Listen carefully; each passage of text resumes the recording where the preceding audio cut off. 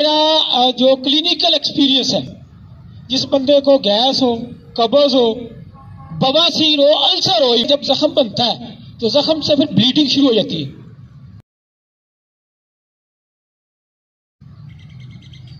जब ब्लीडिंग किसी बंदे को शुरू हो जाए, किसी वजह से भी हो, खवातीन को हो या किसी बवासीर की वजह से हो, मैं अपने क्लिनिक पे पेशेंट्स को देता हूं दही, उसके एक पाव अगर दही एक स्टाक कर लें, एक कप कह लें, कोई पैमाना रख के, उसके कहते हैं मैक्सिमम उसमें मक्खन डालें। इवन वो बच्चे नौजवान जिनको प्रोटीन खारिज होती है यूरिन में, एहतराम बहुत ज्यादा आता हो, उनके लिए भी, और साथ मलाई, और चौथी चीज उसमें फिर चीनी बेशक डाल लें।